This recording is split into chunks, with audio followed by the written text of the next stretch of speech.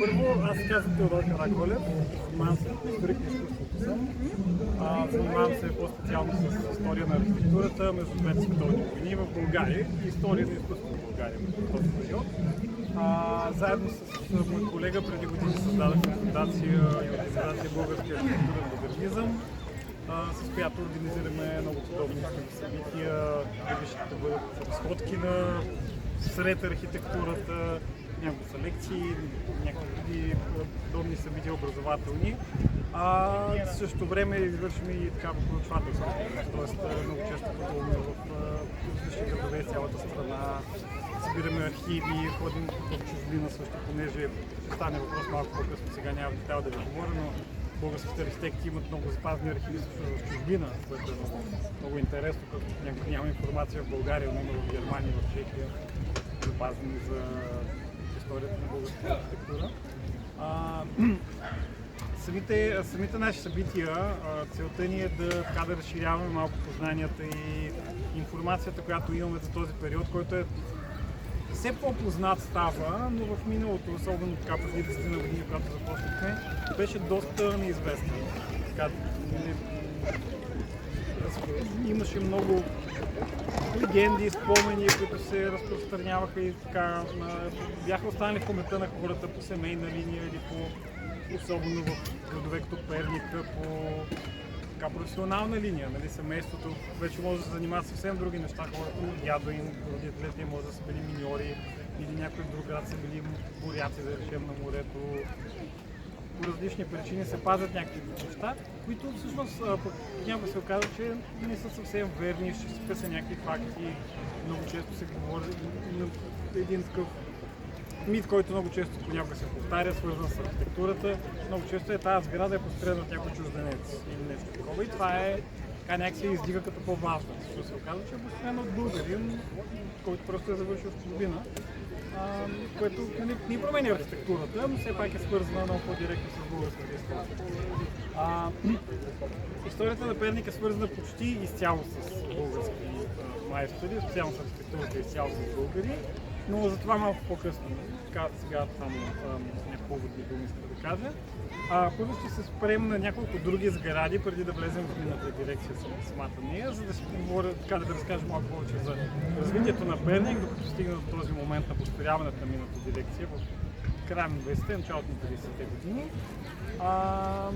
И обиколката ще продължи, някой вече ме пита, но ако някой не е чул, ще се опитаме да приключим обиколката малко преди 5:30, тъй като в 5:30 започва друга организация, обиколка в музея, в миния музей, която ще бъде страхотна, много интересно да се влезе в тази приложение. Сега първата ни стъпка там на Нъргало, когато почва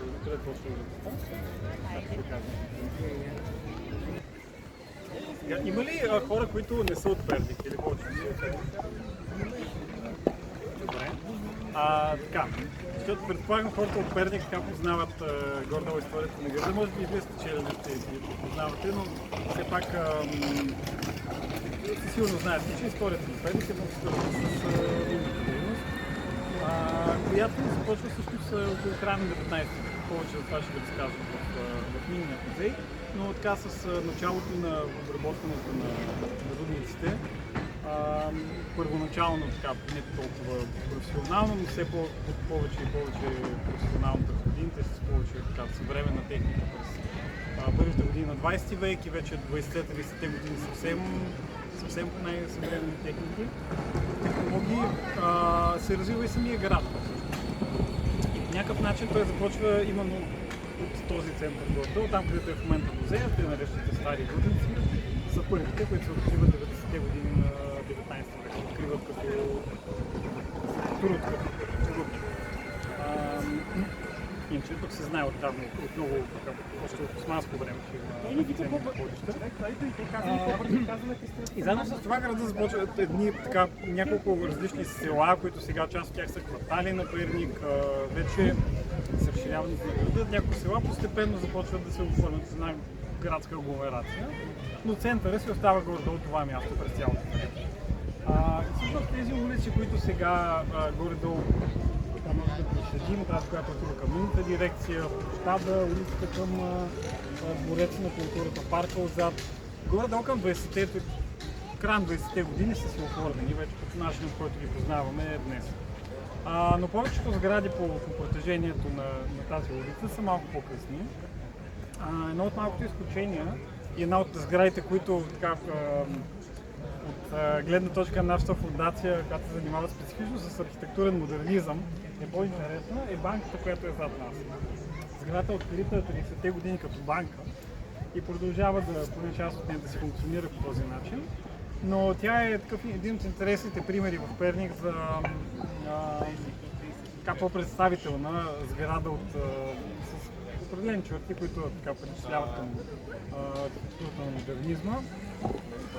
Тъй като минната дирекция е малко по-пишна, виждали сте със сигурност по снимките и отвън и така нататък, тя е доста богато декорирана, което не съвпада много с възгледите на модерната архитектура, но се вписва в едно такова течение, което, както и да там малко ще си говорим за различните, тя доста еклектична, така и събира много различни стилове, много различни идеи. Но банката се отличава очевидно с декорацията си. Фасадата няма никаква декорация отвън, няма фронтони около прозорците, някакво рамкиране, нещо е такова като орнаменти към фасадата. И нещо, което също е много специфично и много често търсено в този период в архитектурата. По-скоро търсена функционалност, без да се обръща толкова внимание на симетрията на сградата. Ако погледнете двореца и минните дирекции, много други сгради, някои от които също и сега ще видим, които също са по-скоро към модернизма, т.е. това не е някакво абсолютно правило, но не се търси тази пищност да се погледне една сграда като фасада, нали, тя да е много представителна отпред и вече отвътре по някакъв начин се подреждат пространствата както е удобно и те да се съобразяват с фасадата. По-скоро се прави обратно. Отвътре тя има помещение с този голям ъгъл прозорец и той е там и това не пречи на сградата по никакъв начин. Нещо, което е много специфично и много определящо за периода, специално в България от средата на 20-те години нататък, е навлизането на стоманобетона като конструкция. Това позволява много по-гъвкави решения в конструкцията, съответно в естетиката. Съответно, в по-старата архитектура, когато се носещи стени, носещи колони с гради, нали, плоски сводове и така нататък, няма как да се създаде пространство като това са глухи прозорци, тъй като там трябва да има до една колона. И много често от 30-те години нататък, не толкова в София особено, но и в други градове, най-вече в апартаментни сгради и в обществени някакви институции, се появяват такива ъглови прозорци, които всичко позволяват много добро осветяване и ослънчаване, е тогавашния термин, който се използва на помещенията вътре, с естествена светлина. Много повече светлина влиза в този начин. По принцип се търси заедно с това и едно така акцентиране в хоризонтализъм, което тук не го забелязваме, но много често сградите с много широки прозорци. И те са обединени по някакъв начин в ленти, понякога само с някакъв декоративен елемент са обединени, но се търси на такъв акцент в хоризонталното. Тук го няма това, или ако го има е само в козирката, която е на първия етаж, тази тънка, лека стоманобетонна козирка, която е много елегантна, но цяло не се забелязва, но този така строг ритъм в останалата фасада, без орнаменти, абсолютно за модернизма.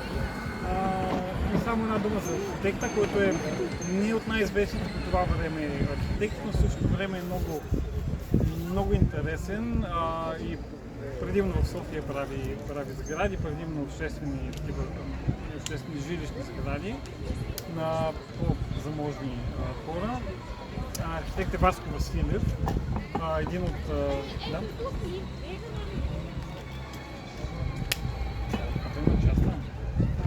Окей, добре. Следни думи за него. Архитектът е завършил в Австрия, както всички архитекти, за които ще стане дума по време на обиколката, но Васко Василев завършил в Австрия И понеже той е един от всички тези архитекти, които работят до Втората световна война в България, завършват или в Германия, или в Франция, или в Италия, Австрия, Белгия, тъй като в България все още по това време няма висше училище за архитектура. То се открива, това, което сега е ВИАС, се открива 1942-1943 година и чак след това вече 50-60 години са първите завършили в България архитектура. Сега се местим в Доминов дирекция,